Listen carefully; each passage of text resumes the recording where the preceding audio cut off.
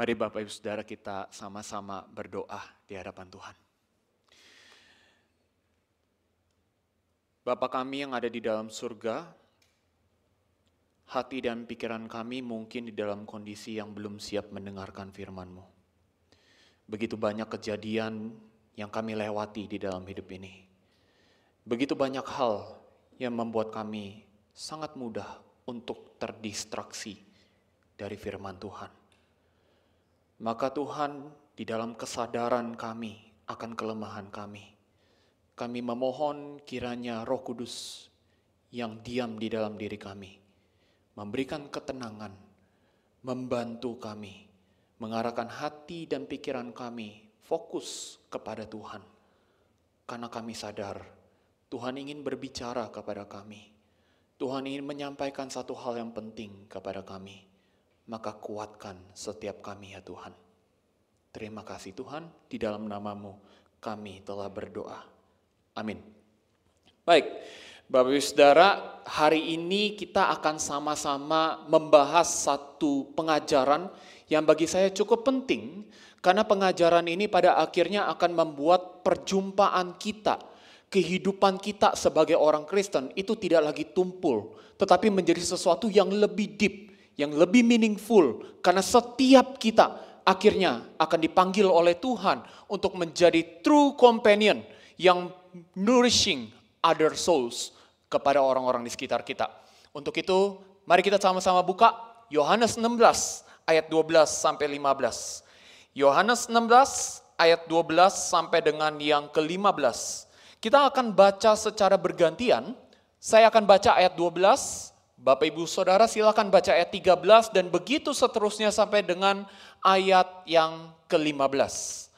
Yohanes 16 ayat 12 sampai dengan yang ke-15. Sudah ketemu ya Bapak Ibu Saudara ya? Saya akan bacakan dulu ayat 12. Masih banyak hal yang harus kukatakan kepadamu, tetapi sekarang kamu belum dapat menanggungnya. Silakan Bapak Ibu Saudara.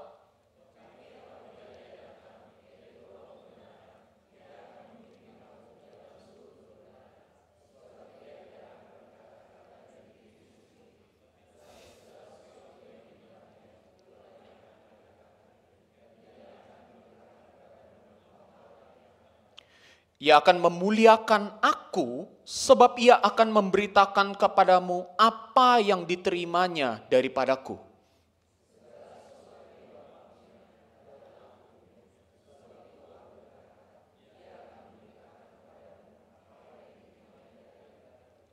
Baik Bapak Saudara, terima kasih sudah sama-sama membaca pembacaan kita hari ini.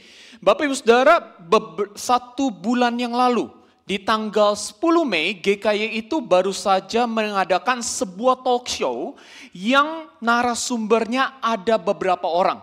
Dan salah satunya narasumbernya itu adalah Pendeta Michael Chrisdion. Boleh dibantu untuk slide-nya? Pendeta Michael Chrisdion. Di dalam talk show itu, dia mengatakan satu kalimat yang saya pikir kita semua sebagai pemimpin gereja terlalu banyak. Pemimpin gereja itu harusnya setuju. Dia bilang bahwa kalau gereja itu ingin membawa dampak dalam jangka waktu 1 tahun, buatlah sebuah acara yang meriah. Buatlah sebuah acara yang megah, yang tidak pernah diadakan oleh banyak gereja. Pasti dampaknya 1 tahun. Tapi kalau gereja ingin membuat sebuah dampak, menghadirkan dampak dalam jangka waktu 10 tahun ke depan, maka buatlah yang namanya gedung atau sebuah bangunan yang megah, yang besar. Saya percaya pasti dampaknya 10 tahun. Tapi dia bilang, kalau kita sebagai gereja, kita punya satu kerinduan, kita punya satu visi, saya mau dampaknya itu 100 tahun ke depan. Apa yang harus dilakukan? Apa yang harus dibangun? Maka dia mengatakan, bangunlah manusianya, bangunlah jemaatnya, bangunlah setiap kita. Bapak Saudara, saya pikir kita semua pasti setuju bukan dengan kalimat ini. Nggak ada dari kita pasti yang berpikir gereja itu fokusnya harus kepada acara-acara yang meriah. Adain berbagai kegiatan dalam 1 tahun yang besar agar banyak orang itu datang. Saya pikir kita nggak ada yang setuju dengan itu. Kita yakin fokus gereja nggak ke sana. Fokus gereja juga bukan yang namanya ayo bangun gedung, beli tanah, bangun yang besar, kalau bisa bikin kayak mall. Saya pikir gak ada dari kita yang mikir kayak buat apa bikin seperti itu.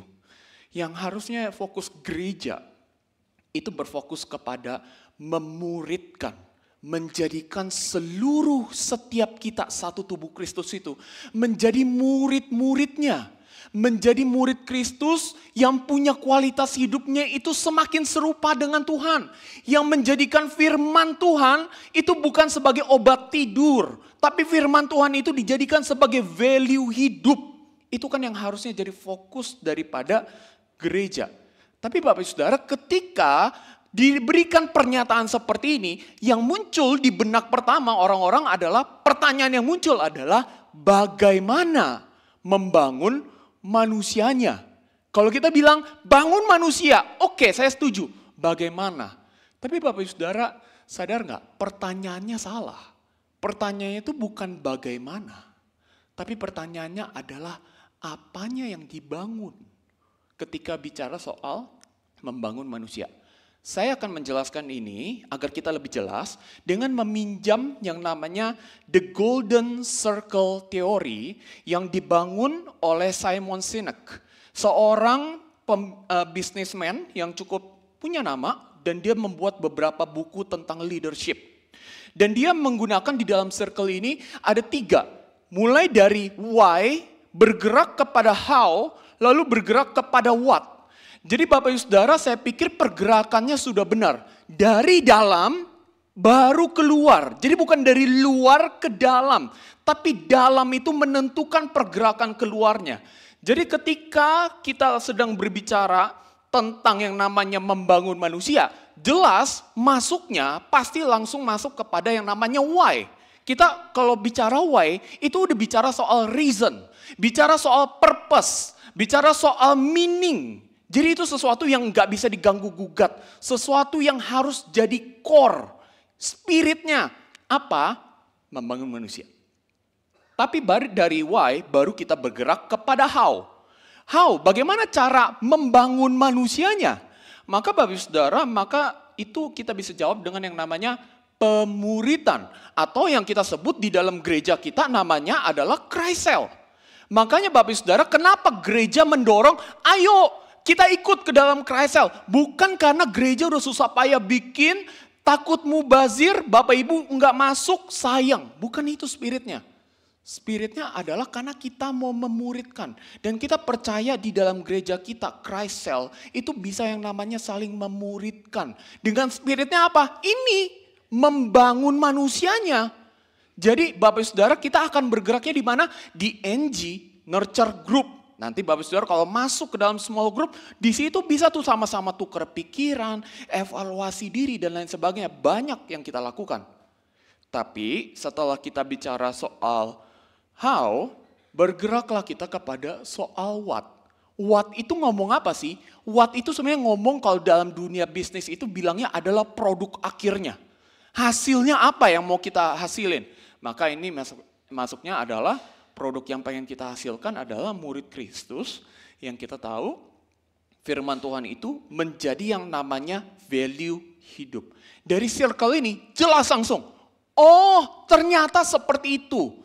Tapi Bapak Ibu Saudara yang seringkali di-miss, yang seringkali dilewatkan oleh orang-orang adalah adanya gap antara what and how. Dari how kepada what itu ada gap yang besar. Kan dari how kita cuma baru bicara soal cara. Caranya apa? Pemuritan, Christcell. Hasil akhirnya apa? Jadi orang yang menjadikan firman Tuhan sebagai value hidup. Terus untuk kesananya gimana? Itu kan ada gapnya. Dan orang-orang sering miss di sana. Makanya Bapak Saudara saya percaya gap ini bisa diisi dengan yang namanya nourishing each other souls. Karena di dalam pemuritan, di dalam kita melakukan Christcell, kita bukan jadi Bible Club. Banyak orang itu memperlakukan small group itu Bible Club. Hanya bicara soal Alkitab, ngerti Alkitab, tapi begitu pulang nggak bawa apa-apa. Enggak, tapi ini tujuannya adalah nourishing each other souls. Itu yang sedang kita lakukan dan yang harusnya kita lakukan.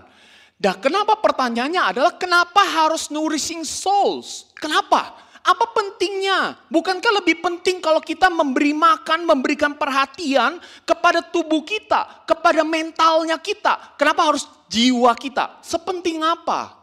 Nah, Bapak Ibu Saudara, akhirnya itu dijelaskan dengan baik oleh seorang yang namanya James Bryan Smith. Di dalam satu buku yang namanya The Good and Beautiful You. Dan di dalam buku ini dia menjelaskan tentang betapa krusialnya yang namanya soul, yang namanya jiwa. Karena dia bilang, I have come to believe that our soul is the most essential. The most essential loh, gak ada yang lain, ada yang esensial ada, tapi ternyata ini dijadikan sebagai the most essential. Dan dia bilang, precious things about any of us. Jadi sepenting itu, tapi perhatikan kalimat berikutnya, sedih banget. Karena dia bilang, and paradoxically, yang artinya bertentangannya, our soul is something we are the least aware of. Terus dia bilang, the least concerned about until our life begin to fall apart. I have come to believe that our souls help to save us, not in and by themselves.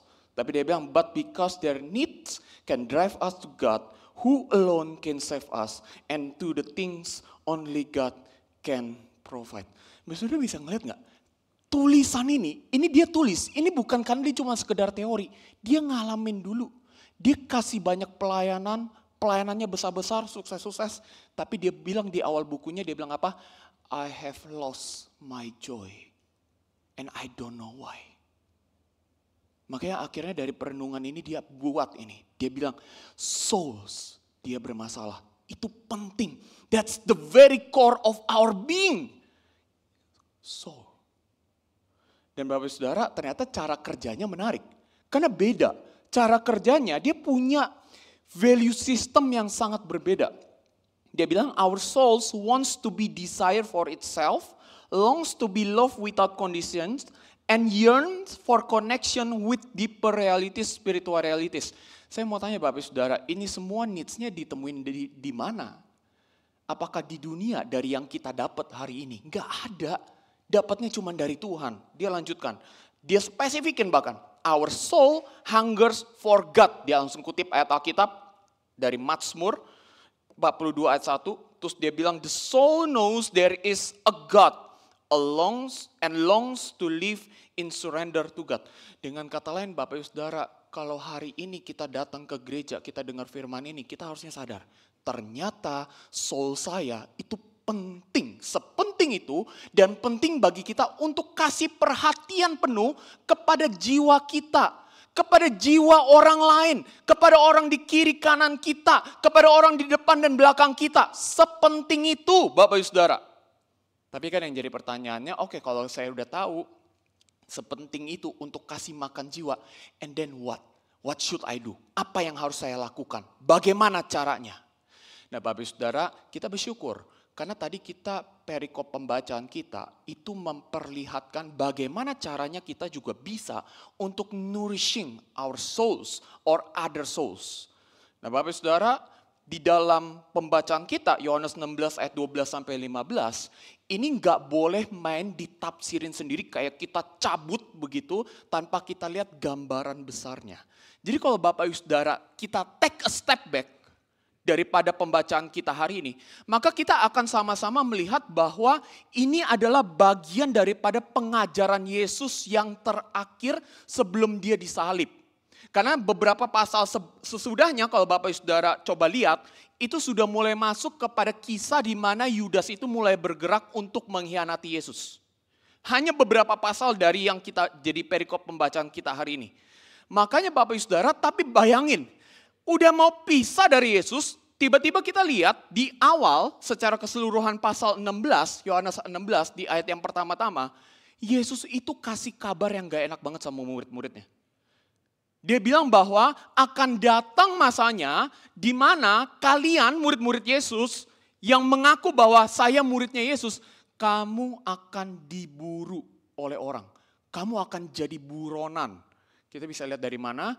Kita bisa lihat Dari ayat 2 sampai dengan ayat 4a. Coba saya mau ajak kita ngebayangin. Bapak Ibu Saudara pernah ngebayangin kalau hidup kita tiba-tiba jadi buronan? Agak susah kita ngebayanginnya, saya setuju. Saya juga nggak bisa ngebayangin. Tapi Bapak Ibu Saudara, saya coba bantu. Kita coba bantu dengan, pernahkah Bapak Ibu Saudara main hide and seek? Petak umpet? Pernah? Siapa yang pernah? Siapa yang pernah? Ya ampun, yang gak angkat tangan tuh main apa? Waktu kecil main apa, Bapak Saudara? Waktu kecil kita pasti pernah main yang namanya hide and seek. Kita pernah jadi tim yang harus nyari orang-orangnya, tapi ada juga kita jadi tim yang harus sembunyi, begitu ya. Dan Bapak Saudara, saya wondering, itu waktu kita main itu deg-degan gak? Karena kita mungkin mikir, gue gak boleh ketemu, kita masih sembunyi dan lain sebagainya, begitu ya. Sampai saya akhirnya curiga, ada nggak ya hide and seek world championship? Ada nggak? Ada Bapak Ibu Saudara, beneran. Beneran, petak umpet aja ada world championship-nya. Saya juga kaget, nggak percaya, cek Google. Beneran, sampai saya kayak, oke, gitu. Kayak menarik ya, dan lebih menegangkan ketika world championship. Kenapa? Karena kalau Bapak Ibu Saudara jadi tim yang bersembunyi, aturan pertama permainannya adalah 1 menit pertama Bapak Ibu Saudara harus sembunyinya di mana? Di lapangan terbuka, mati nggak? Itu gimana caranya nggak ketahuan? Apalagi kalau badannya kayak saya, gitu kan, gede. Bisa ketahuan dalam waktu cepat, dalam hitungan detik. Gimana caranya? Gak mau tahu. Panitia bilang aturan mainnya adalah 1 menit pertama sembunyi di lapangan terbuka. Mau manjat pohon, mau sembunyi di balik pohon, mau sembunyi di balik batu gede, di balik semak-semak, feel free. Tapi 1 menit, gak boleh ketahuan. Udah 1 menit selesai, apa yang dilakukan? Permainan berakhir? Enggak, dilanjutkan. Dilanjutkannya dengan apa? Mereka harus pergi ke home base. Jadi nanti panitia akan tentukan 1 tempat home base mereka. Mereka harus sampai ke sana dalam waktu 5 menit tanpa boleh ketahuan, gak boleh kelihatan sama tim yang mencari, dan tidak boleh apalagi sampai ketangkep. Gak boleh. Kalau mereka kelihatan, mereka ketangkep, mereka langsung gagal dari permainan itu. Saya mau tanya Bapak Saudara, kalau kita ikut World Championship, kita jadi tim yang bersembunyi, deg-degan gak? Deg-degan kan? Takut kan? Kiri kanan lihat. Mau nyebrang aja mikir 2-3 kali. Ini bisa ketahuan gak kalau gue nyebrang? Kalau gue jalan pelan-pelan? Ada ketakutan. Ada anxiety. Bapak Saudara, kita cuma bicara soal menang kalah World Championship. Bisa setakut itu. Anxiety-nya bisa senaik itu. Bisa bayangin kalau kita bukan bicara soal menang atau kalah, tapi kita bicara soal nyawa. Seberapa menakutkannya para murid Yesus pada saat itu ketika mereka harus sembunyi, dibilang kamu akan jadi buronan. Mungkin di pikiran murid-murid ya, ketika dikasih tahu kamu akan jadi buronan, mati gua, jantungnya copot, apa yang harus gua lakukan? Ya udah deh, nggak apa-apa deh, kita jadi buronan, sering dapat masalah selama gua pergi sama Yesus, selalu ada aja masalahnya. Ya udahlah nggak apa-apa. Yang penting ada siapa? Mereka mikirnya apa? Yang penting ada siapa? Yesus, betul? Setelah itu, setelah Yesus tonjok perut mereka, Yesus kasih uppercut ke mereka. Karena di ayat berikutnya dibilang apa? Aku akan pergi, matilah. PTSD Bapak Saudara, murid-murid Yesus. Kenapa saya bilang PTSD? Karena terakhir kali murid-murid Yesus tidak bersama-sama dengan Yesus secara fisik ya, dalam menghadapi masalah besar. Itu adalah momen ketika mereka ada di tengah danau, mau nyebrang ke Kapernaum. Masih ingat kisah ini Bapak Saudara? Yesus lagi doa. Mereka disuruh duluan, ayo nyebrang. Murid-murid nurut. Nyebrang, terombang-ambing. Saya mau tanya di sini ada yang kerjanya untuk nangkep binatang di laut? Ada yang kayak kepiting, ikan, tapi lewat kapal besar pernah? Ada? Ada yang pernah? Pernah ya Pak ya? Takut nggak Pak?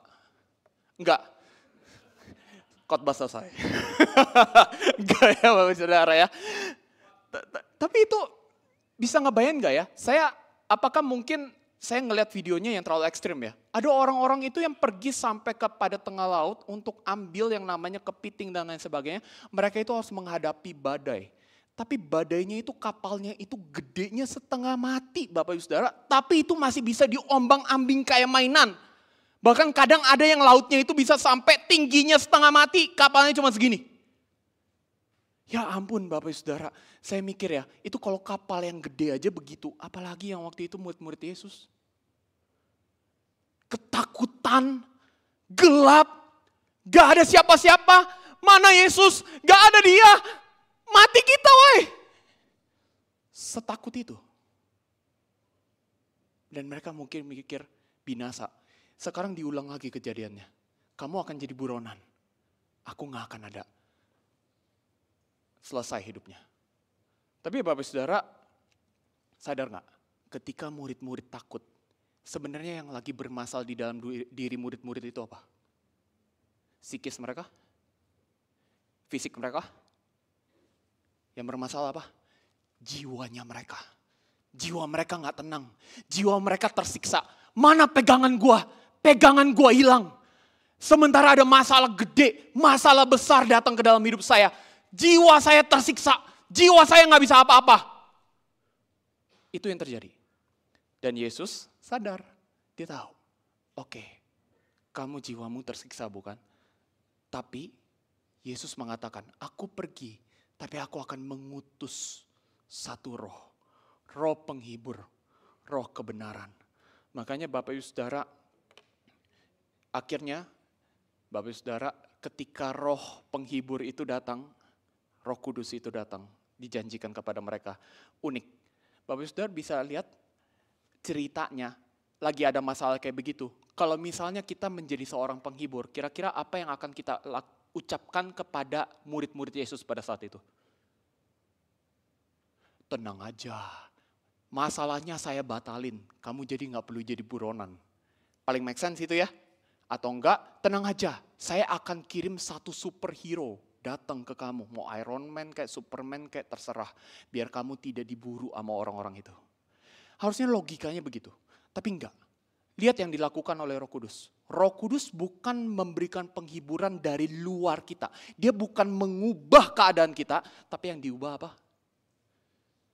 Jiwanya kita. Diubah, disentuh. Makanya Bapak Saudara di ayat 13. Dikatakan roh kebenaran itu akan memimpin kamu ke dalam seluruh kebenaran.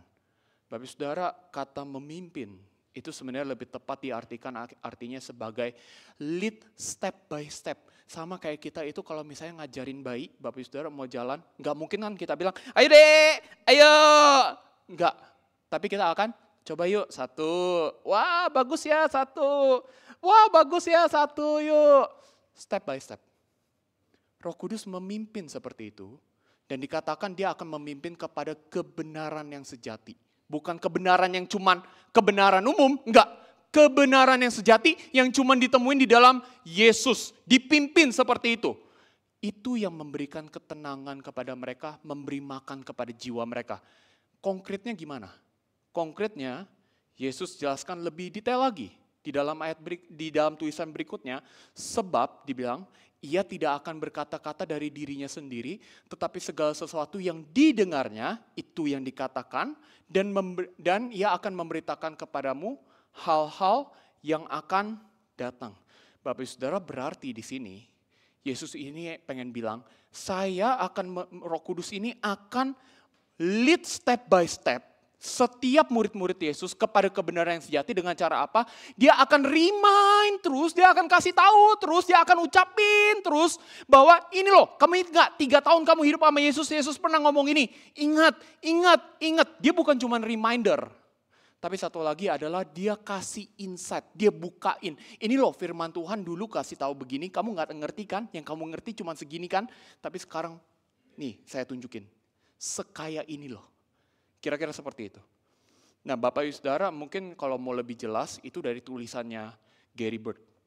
Gary Burke dia bilang the Spirit, ini Holy Spirit, is not only going to Reiterate itu seperti dia ngomong terus, dia hafalin terus begitu ya. Ini sama kayak istri saya. Kalau istri saya nih kalau ngomong ngopi tiap hari, jangan ngopi ya tiap hari ya. Jangan ngopi ya tiap hari ya, kasih taunya juga tiap hari. Jangan ngopi ya tiap hari ya, jangan ngopi ya tiap hari ya. Bukan curhat, tapi emang benar. Ini cara dia remind sayanya yang batu Bapak Saudara. Jadi jangan anggap istri saya yang gimana, sayanya yang batu. Dikasih tahu, jangan ngopi ya, jangan ngopi ya, jangan ngopi ya. Oke, ya sudah. Itu reiterate. Dan ini Roh Kudus kayak bilang, ingat ya, Yesus tuh ngomong ini loh. Ingat ya, Yesus tuh pernah kasih tahu dulu kamu begini loh, dari pengajarannya dia. Dibilang, Jesus has said, itu artinya remembering. Dan dia bilang, he will convey the things that Jesus will say. Yang kedepannya Yesus akan ngomongin, saya akan kasih tahu kamu.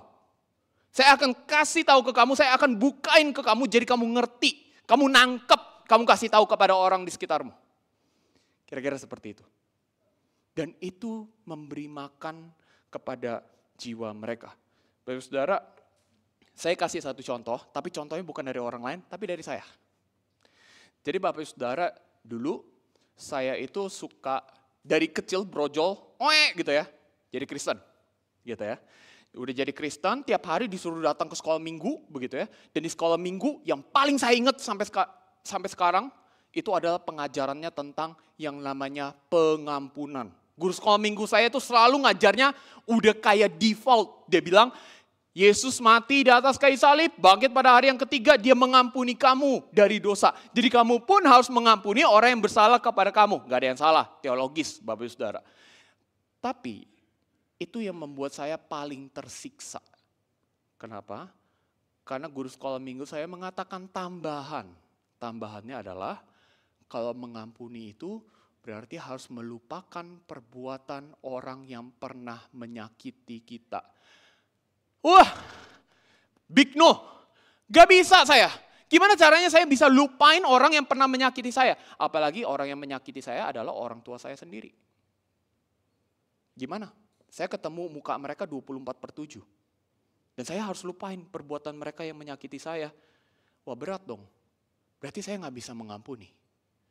Tapi Bapak Saudara, saya bergumul, tapi Roh Kudus itu selalu datang kepada saya, dia selalu remind lagi. Saya itu jadi orang Kristen tuh udah 29 tahun Bapak Saudara, ya mungkin ada yang lebih lama dari saya. 29 tahun, minimal nih ya, kalau katakan saya baru bisa ngerti firman Tuhan umur 6. 29 kurang 6, 23 kali seminimal-minimalnya ya. 23 kali saya dikasih tahu soal mengampuni. Awalnya saya nggak bisa terima. Tapi suatu hari Bapak Saudara, saya baca buku. Dan buku itu akhirnya menyadarkan saya. Pengampunan yang Tuhan ajarkan itu bukan pengampunan yang menyuruh kita untuk melupakan perbuatan orang yang pernah menyakiti kita. Tujuannya apa? Bukan buat balas dendam, bukan untuk hidup di dalam dendam, tapi untuk ingat orang ini punya kelemahan ini. Kamu harus belajar mengasihi dia agar dia tidak jatuh lagi ke dalam hal itu. Dia nggak melakukan hal itu kepada orang lain atau kepada kamu di hari depan. Itu yang namanya pengampunan. Dan di situ saya baru lega karena saya baru tahu berarti saya bisa mengampuni. Saya bisa mengampuni orang tua saya yang pernah menyakiti saya. Bapak Saudara notice tadi ketika saya nggak bisa mengampuni, jiwa saya tersiksa. Berarti saya nggak bisa melakukan firman Tuhan. Berarti saya nggak bisa menyenangkan Tuhan. Tersiksa.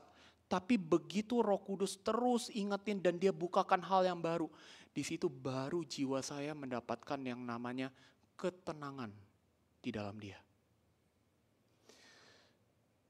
Karena itu Bapak Saudara dari firman Tuhan ini harusnya ada 3 hal yang kita juga coba ingat. Yang pertama Bapak Saudara ingatlah yang penting di dalam diri kita adalah jiwanya kita. Dan itu nggak boleh di-neglect, nggak boleh dilupain. Bapak Saudara, saya senang gereja kita itu sangat memperhatikan yang namanya tubuh, fisik. Karena kita juga dapat salah satu jemaat kita ada seorang trainer. Dia kasih tahu kalau kamu badanmu begini, kamu overweight, kamu bisa kena masalah kesehatan dan lain sebagainya. Bangun gym, bangun tempat badminton, olahraga dan lain sebagainya. Bagus, saya nggak bilang nggak bagus. Bahkan saya juga senang ketika ada banyak orang di dalam gereja mulai memperhatikan soal apa? Kesehatan mental. Mereka mulai tahu bahwa kesehatan mental itu matter.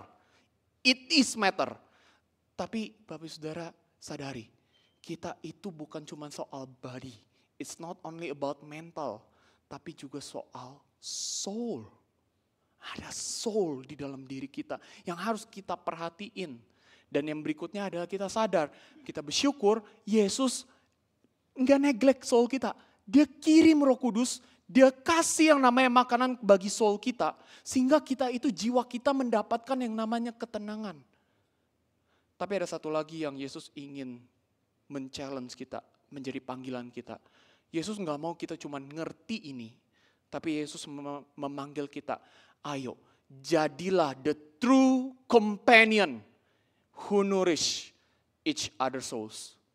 Itu yang Tuhan mau. Nah mungkin bagi sebagian dari kita bilang begini, poin ketiga itu agak redundant ya sama poin yang kedua. Kan udah ada Roh Kudus. Ngapain saya yang sekarang yang memberikan nourishing other souls? Buat apa? Bapak Ibu Saudara, saya selalu percaya satu mindset. Menjadi murid Kristus itu bukan mindset kita itu tangan yang menengadah ke atas. Yang artinya kita selalu minta, Tuhan tolong saya, Tuhan tolong penuhin saya, Tuhan tolong ini dan segala macam. Enggak. Tapi mindset kita adalah tangan saya bukan selalu ke atas, tapi saya turunkan dan saya ulurkan kepada orang-orang di sekitar saya. Itu mindset seorang murid Kristus. Yang artinya kita sudah dipenuhi, kita sudah diberikan makanan jiwa kita. Sekarang tugas kita adalah kita menjadi sama, mencontohi Roh Kudus yang juga memberikan makan, memberikan perhatian penuh bagi jiwa kita. Dalam konteks ini berarti bagi jiwa orang lain. Bapak Saudara, 2 hari yang lalu ada seorang saudara seiman itu datang kepada saya. Bagi saya benar-benar cara Tuhan bekerja itu luar biasa. Dia langsung kasih satu contoh real, saya disuruh ngelakuin. Orang ini datang, saya lagi persiapan firman Tuhan ini, gak lama setelah saya selesai ada seorang datang kepada saya, dia cerita, Leo, gue tuh di dalam gereja ini, gue itu lagi memperjuangkan sebuah hal yang gue pandang itu memang sejalan dengan yang Tuhan mau. Tapi kenapa ya ketika gue melakukan ini semua, gue merasa gue yang berjuang sendiri. Padahal gue melakukannya untuk bersama, bukan cuma buat gue. Bapak Saudara, saya ngeliat di situ, soul orang ini, saudara seiman kita ini, terganggu. Gundah gulana. Saya yang siapin firman Tuhan ini, saya kayak mikir, ya ampun Tuhan langsung banget ya, saya harus praktekin. Ya udah, saya layani. Saya bilang kepada orang yang bersangkutan, sebenarnya yang what matter the most itu kan bukan kamu sendirian atau tidak. Yesus ketika datang dalam dunia ini, dia juga memperjuangkan sesuatu yang benar. Tapi dia selalu sendirian. Nobody understand him. Nobody support him. But he still do it. Dia tetap memperjuangkan hal itu. Dan sekarang yang kita kenal dalam apa? Bapak Saudara, Alkitab. Jadi kalau kamu hari ini merasa sendiri, ingat Yesus sudah merasakan terlebih dahulu yang kamu rasakan dan dia ada untuk kamu. Dan yang kedua, kalau kamu memperjuangkan hal yang memang sesuai dengan firman Tuhan, go for it. Tuhan akan ada untuk kamu. Bapak Saudara, gak lama saudara seiman saya ini mencucurkan air mata.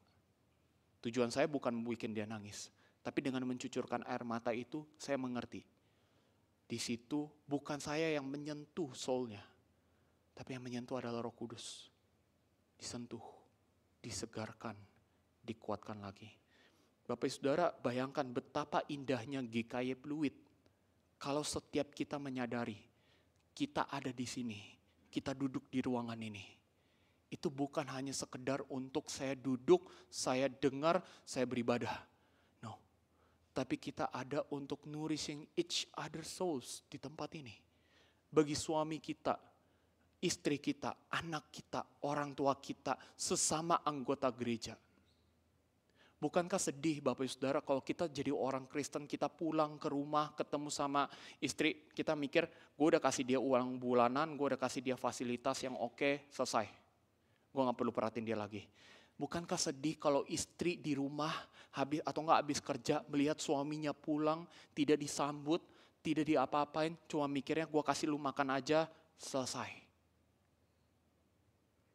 Bukankah sedih Bapak Ibu Saudara kalau kita sebagai orang tua, kita lihat anak kita pulang, susah-susah sekolah, susah-susah yang namanya kuliah, tapi ujung-ujungnya yang dikasih cuma apa? Nih lu main game aja, selesai. Tidak ada nourishing each other souls. Bahkankah lebih sedih lagi, kita kumpul satu gereja, orang selalu bilang, satu tubuh Kristus, satu tubuh Kristus. Tapi giliran di bawah tidak ada saling sapa. Langsung pulang, gak mau kenalan. Padahal jangan-jangan orang di sebelah kiri, kanan, belakang, depan kita, jiwanya itu sedang terganggu. Di mana kita, Bapak Ibu Saudara? Sekali lagi Bapak Ibu Saudara, ketika saya mengajak kita untuk berefleksi, pada akhirnya semangat saya adalah saya tidak mau gereja kita GKI Pluit itu hanya menjadi gereja yang mementingkan tubuh tapi tidak soul. Apa maksudnya? Maksud saya adalah saya rindu kita bukan cuma mikirin habis-habisan untuk yang namanya acara, program, gedung. Nggak ada yang salah dengan itu. Itu semua benar. Itu semua bisa mendukung pelayanan. Tapi Bapak Ibu Saudara jangan lupa soul itu yang Tuhan mau. Yang harusnya kita saling perhatikan satu sama lain. Dan kita bersyukur itu semua sudah coba di-provide di dalam yang namanya small group. Di dalam yang namanya Christ Cell. Saya sekali lagi bukan karena saya adalah hamba Tuhan subbidang pembinaan warga gereja, makanya saya promosiin Christ Cell terus. Enggak. Tapi saya percaya Tuhan pakai gereja ini, ada Christ Cells itu untuk mewadahi setiap kita. Dan Tuhan bisa pakai itu untuk menyentuh jiwa-jiwa kita yang sedang letih, yang sedang capek.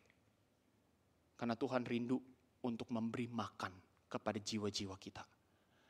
Bapak Saudara, akhir kata, saya selalu percaya Roh Kudus itu seperti tadi bukannya kita duduk manis, tapi kita mau untuk orang lain. Dan ketika kita nantinya diutus kembali ke dalam dunia kita, baik itu dalam rumah tangga maupun pekerjaan kita, mari kita sama-sama belajar. Jadilah true companion who nourish each other souls. Amin. Yuk kita sama-sama berdoa. Kita mohon pertolongan Tuhan.